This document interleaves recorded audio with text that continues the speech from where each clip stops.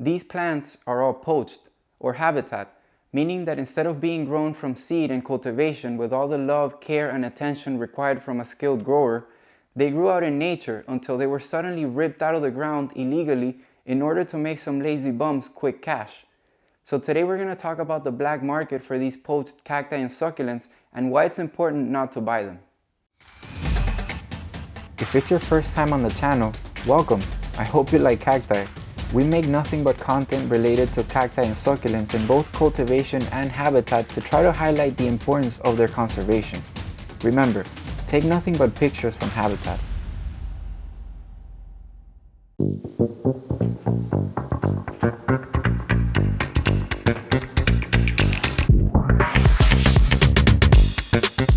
I wish I didn't have to talk about cactus poaching in every single one of my videos. And even more than that, I wish I were able to share localities with people on the internet who constantly ask me where they can go see these beautiful plants out in habitat. But the sad reality is that sharing the locations of these sacred places can ultimately lead to their demise. And that's why, as they say, we can't have nice things. I've never made a video completely dedicated to poaching, but while I was scrolling the Facebook cactus groups, I saw a post that was filled with comments of people accusing the poster of poaching cacti. It turns out this person had posted a bunch of field specimens he had bought at a local market in Mexico, and then he was claiming he had done so in order to save them. An excuse that we've all heard way too many times in the cactus community, so as you can imagine, not a lot of people bought his story. And when he started facing the criticism, he resorted to calling people names.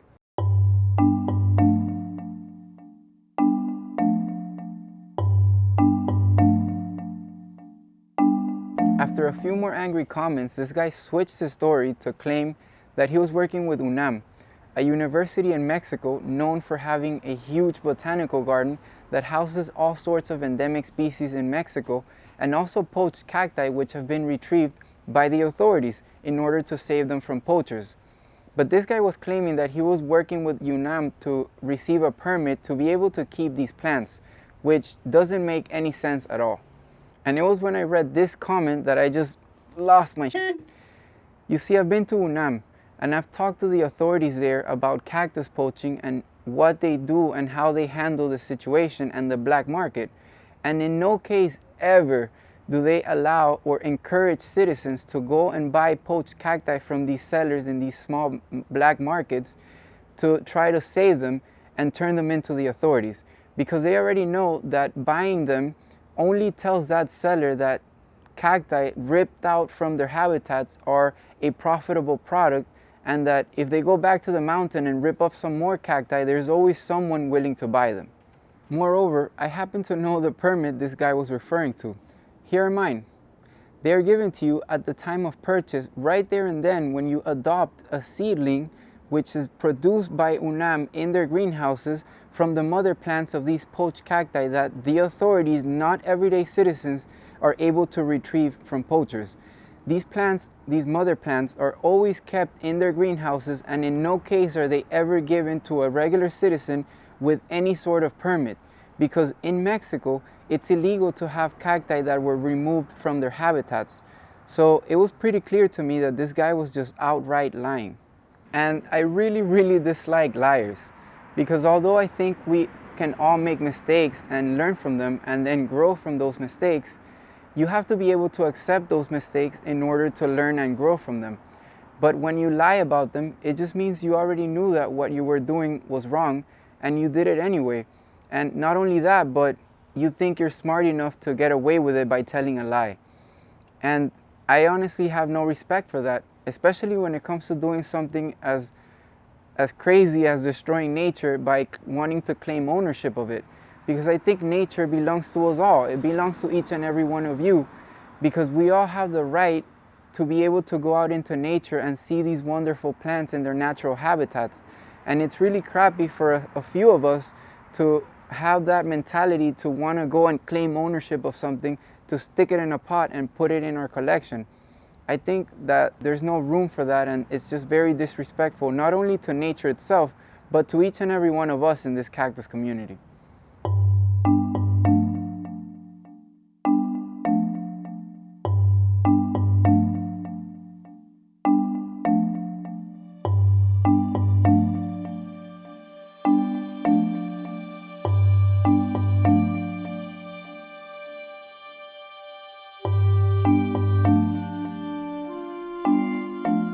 So let's talk about the excuses that people will tend to use for buying poached cacti, so that hopefully anyone watching this thinking about buying a cactus from Habitat will know that not only will you get called out on the internet because people now know how to identify these field specimens, but many others have tried using the same exact excuse as you before. And to be quite honest, we don't believe the stories anymore because, again, we've heard them way too many times. Let's start off with the most basic and obvious and idiotic excuse of them all. I bought these to save them. Think about all the other cacti that seller is going to go back to remove in the same exact ecosystem once you hand them your money and effectively teach them that yes, this is a profitable product that you should go back to the mountain and remove some more of to sell and make some extra cash. If you really want to make a difference and save some plants, raise awareness. Tell your friends how to identify poached cacti and why it's important not to buy them. And also help teach new collectors, not by bashing them on the internet, although some people definitely deserve to be bashed because some people are not just oblivious, but they simply don't care. But by showing them the ropes, these people are new into the hobby and they may not know what a poached cactus looks like, or they may simply not think that it makes a difference to remove one little cactus from the habitat. But in reality, it makes a huge difference because that little cactus could have taken 20 or 30 years to grow. And we can't think that our actions are unique and solitary. We have to think that the internet is fueling a huge market for these plants. And if you do it, other people see you doing it, and you just create a snowball effect that is destroying and wiping out these ecosystems by the minute. Number 2, I really love this one because it's supporting habitat destruction and wanting to call it conservation, which couldn't be more hypocritical. But it's better that I buy them and they don't die. So let's think about that for a second. Imagine the seller that went up to the mountain and poached 10 cacti, and he brings them to the local market and he's trying to sell them, but people know enough not to buy them and they all rot in this guy's hands. Do you think that guy is more or less likely to go back next weekend to the same habitat and remove some more plants to try to sell them? I don't know about you, but I personally don't think anyone's willing to do the work if there's no payoff. But on the upside, if they went and they removed 10 plants from habitat and they brought them to the market and they were able to make $100 or whatever they sell them for because they're extremely cheap in Mexico, that person's 10 times more likely to go back and do it again. Because why wouldn't they? They obviously don't care about nature and they don't care about these plants, and what their goal is just to make a profit. So if you hand them your money, you're effectively telling them, yes, what you're doing is a profitable activity, go do it again.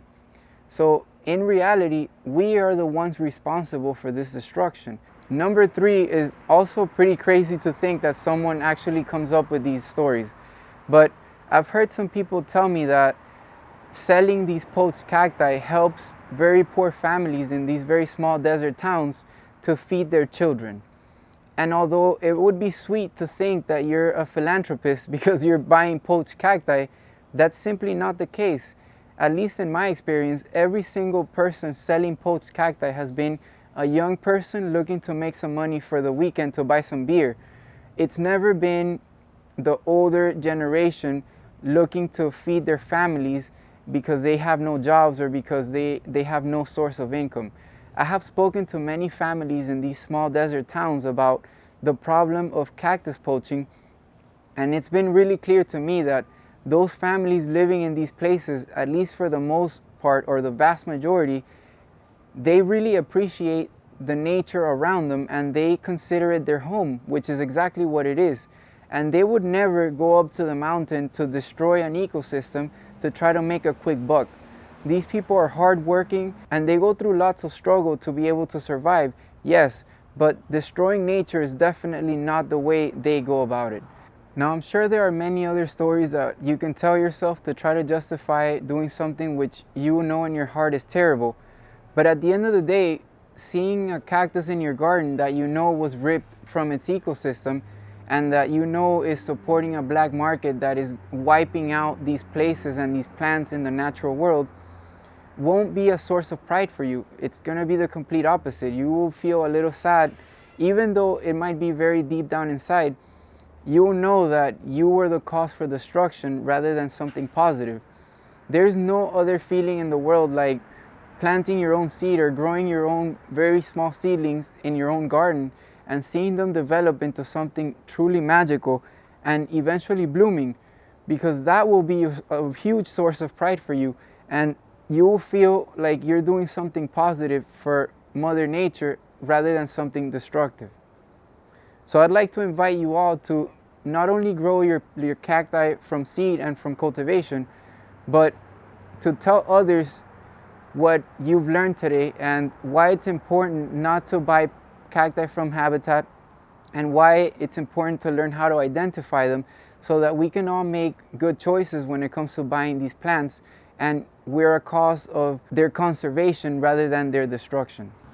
I've heard that in some places in Asia, habitat poached cacti are considered a status symbol, and they're sold for ridiculous amounts of money. So let me clear that up for you right now. These plants are dirt cheap when they're removed from habitat. They're sold for next to nothing because they didn't cost someone anything but their time.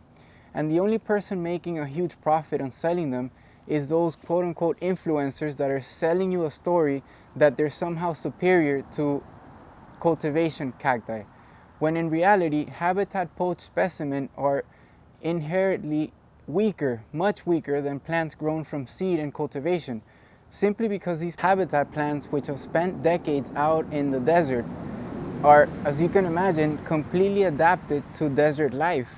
And even in the hands of skilled growers, these plants rarely ever make the transition into cultivation. It takes tons of patience and skill to be able to adapt something which has grown accustomed to the conditions out in the desert to life inside of a pot. So poached cacti in cultivation are much weaker and prone to rot than their counterparts grown from seed already in cultivation, which, as you can imagine, are completely and well adapted to life in cultivation. So don't buy poached cacti, especially if you want to be part of a small community like the cactus community. It's a pretty bad idea to do something that we all know is destructive for nature and then try to show off on the internet to get likes and attention by posting pictures of them.